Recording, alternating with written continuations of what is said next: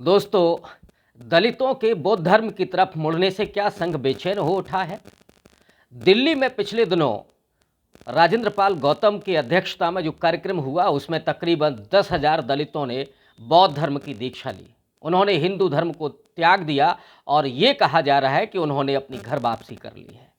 लेकिन उसी समय से पूरे संघ में एक बेचैनी है।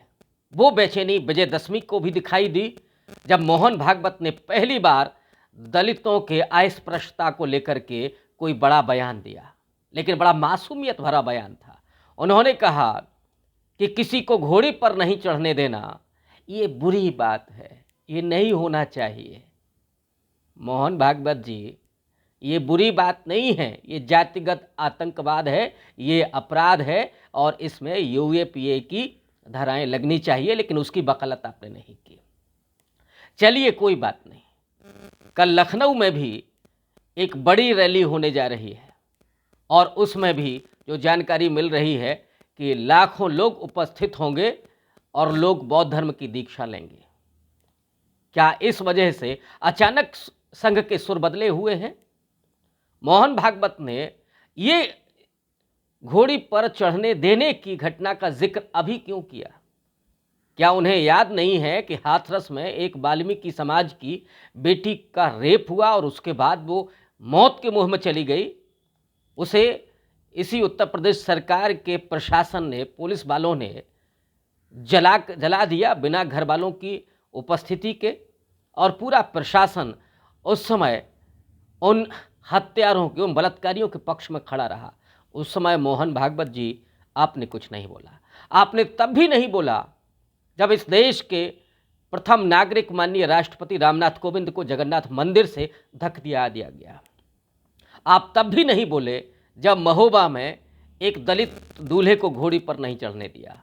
आप तब भी नहीं बोले जब दलित महिलाओं से बलात्कार हो रहे थे और एक ऊंची जाति का दरोगा ये कह रहा था कि नीची जाति की औरतों के बलात्कार करने का आनंद होता है। आप तब भी नहीं बोले जब विश्वविद्यालयों में दलित अध्यापकों और दलित छात्रों पर हमले बढ़ गए। आप आज क्यों बोले? उसकी वजह कहीं बौद्ध धर्म की तरफ लोगों का जाना तो नहीं? कल 9 अक्टूबर है, वाल्मीकि जयंती है, और वाल्मीकि जयंती का जिस तरह से हिंदुत्वीकरण किया है आरएसएस और बीजेपी ने, उसी के तत्वावधान में, उसी के समय पर मोहन भागवत कानपुर पहुंच रहे हैं और वहां पर वाल्मीकि समाज के बीच में वो एक शिविर के आयोजन का समापन करेंगे। जानकारी ये भी मिल रही है कि भारतीय जनता पार्टी ने दलितों के बीच जाने का एक बड़ा प्लान तैयार किया है। वो 70 दिनों में 1000 गांवों तक जाएंगे। क्या इसके पीछे बुद्धिज्म और कांग्रेस पार्टी की अपनी पेशबंदी तो नहीं? जिस तरह से कांग्रेस पार्टी ने उत्तर प्रदेश में एक दलित को अपना प्रदेश अध्यक्ष बनाया और कुछ ही दिनों में वे अपना राष्ट्रीय अध्यक्ष भी दलित बनाने जा रहे हैं। ऐसे में जो बीएसपी की कमज़ोर होती हुई राजनीति है और उस दलित राजनीति में आए हुए वैक्यूम को फिर से कांग्रेस पार्टी जो पाने की कोशिश कर रही है, क्या उसको लेकर के भारतीय जनता पार्टी की ये बेचैनी नहीं है? और इसीलिए ये आज पूछा जा रहा है कि मोहन भागवत जी, आपका बयान इस घोड़ी पर चढ़ने को लेकर के ही क्यों है? आपका तो वो बयान याद भी है जब 2015 में आपने बिहार चुनाव के पहले कहा था कि आरक्षण की समीक्षा होनी चाहिए।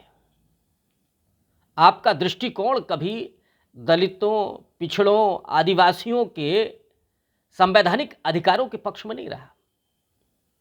आपने उनकी शिक्षा, उनके स्वास्थ्य, उनकी नौकरियां, उनके आरक्षण और उनके जीवन के उन्नति, उसके बेहतरी के लिए कभी आपने नहीं बोला। और भारतीय जनता पार्टी की सरकार ने क्या किया है ये तो दिखता ही है, गुजरात के ऊना कांड से लेकर के और उत्तर प्रदेश के हाथरस कांड तक। ये स्टैंड क्या रहा है इस पार्टी का दलितों के प्रति? रोहित वेमुला के साथ क्या हुआ? उस नौजवान बेटे को जो कभी वैज्ञानिक होने का सपना देखता था, उसे उसकी सांस्थानिक हत्या की गई। और स्मृति ईरानी का क्या बयान था? ये जो दोहरापन है, उस दोहरेपन में मोहन भागवत जी, संघ और भारतीय जनता पार्टी अब बेपर्दा हो चुकी है। आज दलित अस्पृश्यता को लेकर के और घोड़ी चढ़ने को लेकर के लड़ाई लड़ने में सक्षम है और लड़ रहा है। उसे चाहिए तो, अगर आप ईमानदार हैं, उसके सशक्तिकरण करने के लिए, समता, न्याय और बंधुत्व को स्थापित करने के लिए, उसके अधिकारों के संविधान की रक्षा करने के लिए, तो उसे चाहिए कि सुप्रीम कोर्ट और हाई कोर्ट में वो जज बने। वो विश्वविद्यालयों में कुलपति क्यों नहीं हो सकते? वो विश्वविद्यालय में प्रोफेसर क्यों नहीं हो सकते? जिस तरह से आरक्षण को खत्म किया जा रहा है, आरक्षित पदों को एनएफएस किया जा रहा है, ये पूरा ट्रेंड चल रहा है कि ताकि विश्वविद्यालयों में प्रोफेसर नहीं पहुंचे। और वहां पर जिस तरह से हमले हो रहे हैं, बनारस से लेकर के और दूसरे तमाम इलाहाबाद जैसे संस्थानों तक, एनएफएस करना और जो हैं उनके ऊपर हमले करना, उन्हें बर्खास्त करना, उन्हें नौकरी से बाहर कर देना, ये तो आपकी पार्टी, आपके संस्थानों और आपके लोगों का रवैया है। इसलिए आपकी ये बात ढोंग लगती है। और इसलिए लगती है कि अगर आप दलितों के सशक्तिकरण की बात नहीं करते, उनके आरक्षण, उनके अधिकारों, उनकी नौकरियों की अगर बात नहीं करते, शिक्षा की बात नहीं करते, तो फिर ये घोड़ी पर चढ़ने की बात तो इसके ज़माने लद चुके हैं। क्योंकि ये सरकार में दिख रहा है कि जिस तरह से चीज़ें हो रही हैं, और उसके लिए SC/ST एक्ट को जो कमज़ोर किया गया था, उसको लेकर के 15-16 नौजवानों ने गोलियां खाई हैं, वो शहीद हुए हैं। लेकिन कोई बीजेपी का और कोई संघ का कार्यकर्ता उन घरों तक नहीं पहुंचा है कि उन बच्चों की जो हत्या हुई है उसके लिए क्या मुआवजा देना चाहिए और उनके लिए क्या करना, उन परिवारों के लिए क्या करना चाहिए।